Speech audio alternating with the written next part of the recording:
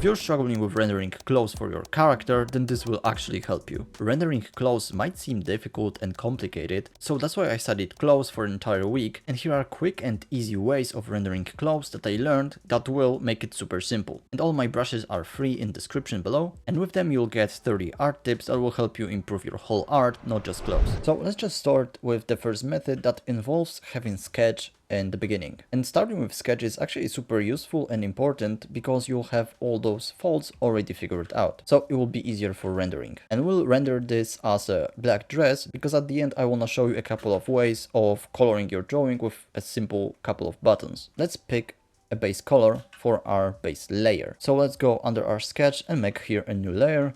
And then we want to use like a harder brush. Like we don't want really a soft brush. Okay, we want harder because we want to add some edges. So for example here, you see, and also with harder brush, it's much easier to show the form. So let's just fill this with our base color. And what we can do is can either use like basic lasso tool or a brush or like whatever you want to fill it. Select the dress, boom, press F2. It's a shortcut that I use for filling this selected area. So then we want to make a new layer above this layer. And this will be our shadow layer. This shadow layer you can set either to multiply or just leave it normal. And then we want to pick a color for our shadow. And now, if you choose a multiply layer, what it does is darkens your color, it multiplies it.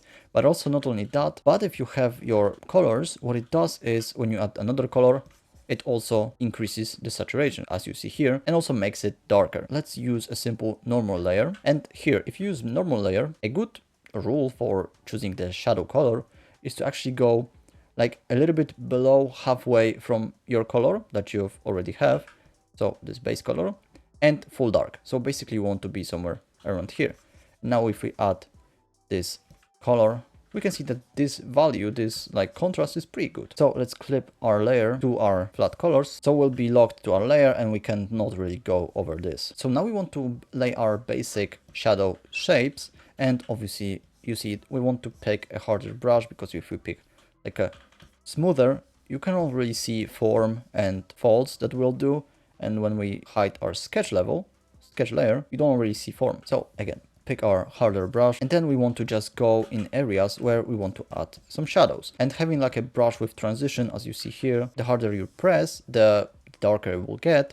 It also creates this transition here. That is pretty nice. And just put some basic shapes for the dress. So we can also like darken the corners here to like help the silhouette, but then we want to go and do our first folds. What I like to do is I like to actually go about that like rendering her. So basically I'll add something, okay, then I'll go and erase it a little bit. It really shows the form really nicely. So let's add some basic folds, and basically this dress is really tight. It creates these folds that go around the form. To be honest, like basic shapes, I like to actually start with like shadow shapes and then I'll just go and erase it. You see here, boom, boom. It adds like nice details.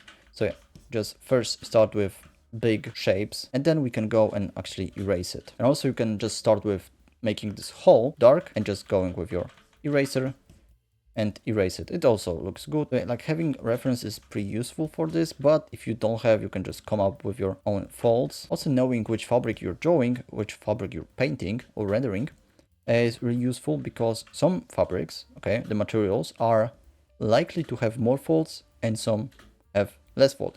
Also, some have more reflection, some have less reflection. So basically we have put our shadow layer and now we can take eraser and go and erase our folds. So for example, here we can put like some tension point here. So basically it like goes to this, same as here, boom, boom, here, boom, boom. Also we can add some here, okay, boom, boom, here, a little fold, like here, boom, boom. So basically here would be like two tension points. We want to make this, okay, connect. Okay, you see here that if we did this with airbrush, we wouldn't get this and we're already getting some forms. So we can actually lower the opacity of our sketch and let's get back to adding some shadows. Basically also it's super useful to know which direction is the light coming, maybe straight front or like a little bit above our. So let's now add folds here. Okay, boom, boom. We can add a lot of smaller folds, boom, boom. It's basically, this stage is like a sculpting. So we want to have some folds that go like this, boom, boom. Okay, goes in, and basically these folds. Okay, we can put like a smaller one. And a good tip is to have a different variety of your folds. You don't want to have the same like size of brush and just go with them. Okay, we want to have a little bit of variety. Basically, we can make this shape here, probably like this, boom. And also, if let's say, for example, if you have light here, then obviously this would be dark, okay? Because like this is facing up and this is facing bottom. It depends. If you had like light from below, obviously it would be reverse. So you had here light and here dark. Okay, like here we need to add like more clarity to this line, like this. Go from here, make this darker. We want to have also clear shapes. So here we have a little bit messy, so we want to fix them and connect these other, maybe like a one that goes here. It's super useful to actually study the folds so you know how they look, how they behave. There are a couple of types of folds. Like this part might be more in dark. Let's just put this part here in fully shadow. Let's get some light out here. We can obviously rotate our canvas. It's super useful. Something like that. Boom, boom. Like having these cool transitions, like gradients, is really helpful. It's like a lot of thinking, a lot of coming up the folds. And to be honest, like this part is really chill. You just basically zone out and you try to render. There would be highlight. Boom. So for now, we're working basically with two colors. So light and dark, and we want to keep that as long as we can, because it's super simple to lay some basic shapes. We don't have to worry about colors and if they're match, if they're like look good together. It's just less complicated to start with less colors. We have another one, so there would be like a highlight going. Okay, there would be another one. We also want to like go zoom out and see how this reads. Okay, if it's not like too cluttered or like it doesn't read well. So also don't make everywhere folds. Like try to have some areas of rest, like here, boom. Okay, like we want to make like maybe bigger here. So let's make this light, this wraps around like this, boom, boom. And then obviously we can go and tweak our silhouette. So let's first add some, they wrap around. So remember about the form of your, I guess, clothing. Further with this, and we can probably go and do this, boom, boom. Let's just put some more darks here. Now we can go eraser and erase it. Maybe make like bigger folds. One goes here. Okay, let's clean the shape a little bit. Make it like more triangular. Maybe push this a little bit higher. Like this, boom. And here we have like bigger folds. Perhaps maybe a little bit smaller ones here. And like some here. Now if we like hide our sketch layer, you can see that we already have a lot of forms. You can see that we have a pretty nice form. So let's now go with this brush and let's add some corners, some silhouette, not too much, don't do just a lot. Now let's go to the next stage. Here we want to take our smudge tool and smudge some edges to make the transitions much softer. We want to go in some places and just smooth things up. Like add some softer transitions between some edges, maybe like here, maybe like this would fade out, go in here, maybe here. Obviously we don't want to like smudge everything, okay, because well, you see here, we'll lose our form. Some areas where it makes sense. We want to keep like hard edges and soft edges, have like variety in them. For example, here we can make this side softer and like this side here harder. Boom. Now this can go be softer on the sides. Add some hard edges, boom, and some soft ones. Add here a little bit more. We can make it probably like a little bit thinner. Now here we can move this out, smooth this out, probably like smooth here. Okay, and go back with harder stuff. Perhaps we can like bottom line. Here we can add some transition like this, erase a little bit, smooth things up here. Smaller brush, boom, boom, boom, add some folds. Make it probably like darker here. Also smooth it a little bit. Okay, now we want to go to the next stage and create a new layer for this time ambient occlusion. And let's clip it again. And what is ambient occlusion? It's basically an area where the light doesn't reach as much. So we want to take our shadow color and make it a little bit darker. And here what I like to use is I like to use a super useful combo of lasso tool. Let's select some area, lasso tool plus airbrush. And what it does, it basically, you can see here, it creates this transition, the color, but also it has hard and soft edges. So for example, we can use this perhaps here, do this like that.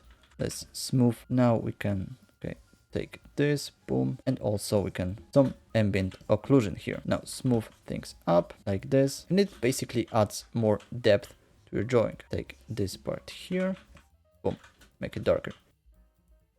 Yeah, we have a transition with this, so we can go like this and just boom, and we have a hard and soft edge. Now go here, okay, and just add some like this. Now smudge it, obviously erase where we don't want this to be. And also we can actually go and make a new layer, clip it, make it a little bit darker, and go on the sides and just darken them. And now go with eraser and just erase the areas where there is a highlight. It will make the highlights pop out more, but also it will give like a better, I guess, contrast on the silhouette of our clothes. So now what we can do is basically on this layer go with highlights. So make a new layer, clip it to this, and pick the like light color and just find a good highlight and just add it to some places where there would be some highlight. So basically the sides that actually face our light source perhaps, and make it like a really thin, this, boom, boom. And sometimes you don't need really a highlight, depends on the fabric,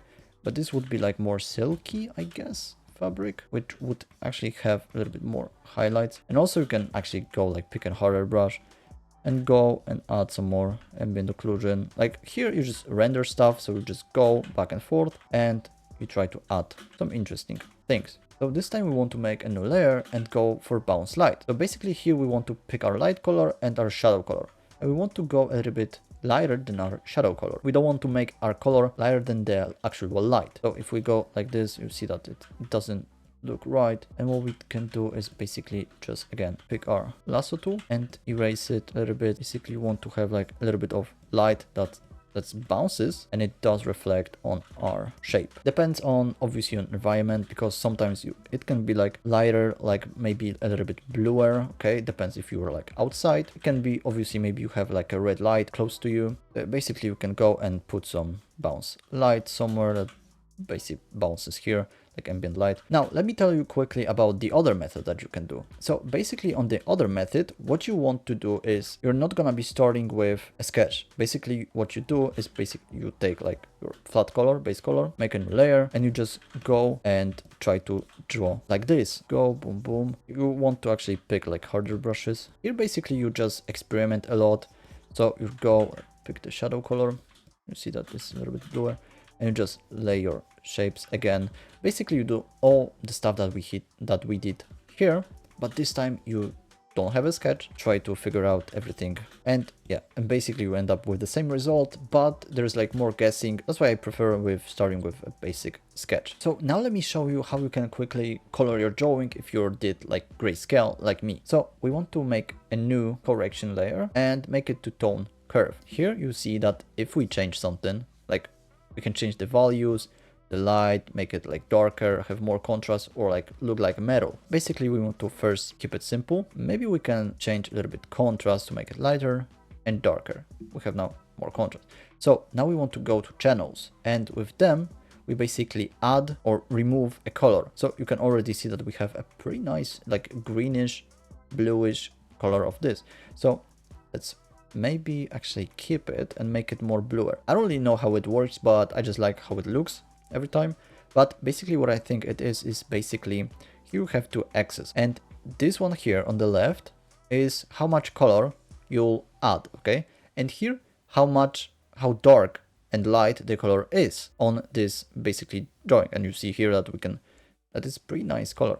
But yeah, so basically if you keep it here, it basically this curve does like it doesn't really add much red to your color. And if we remove this, all channels are the same, which makes no colors, because if you add these three colors, it's black. Maybe we can actually make it like more this nice green. And what I like with these, that you get this cool transition, because if we see like if we add a lot of red to this like value here, so I really like this color, and it's super easy. Like we can like maybe make it more bluer.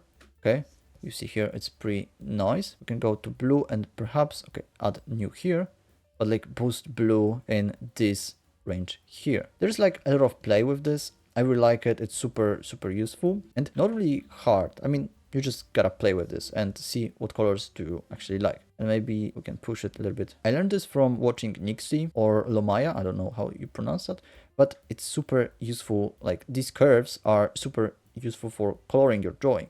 You can see here, you can make it like this velvet type fabric, I think. Gives like this super contrast.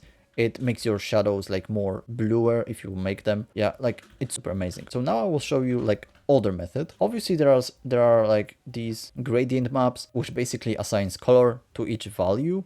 So for example, we can make this here like red, something like this, which adds some depth. Just there's a lot of play. You can see here, we can choose this, boom, we have blue. I don't use them, but what you can do is new layer, add it to color, pick a color and draw on top. And here again, you just get, to color your drawing.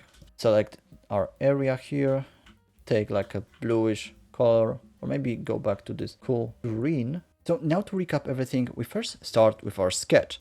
Then we add a base color, then a shadow color using harder brushes. Then we actually smooth things out using a smudge tool. Then we add some ambient occlusion, some more ambient occlusion, some highlights and lights, and then maybe like a bounce ambient light, okay?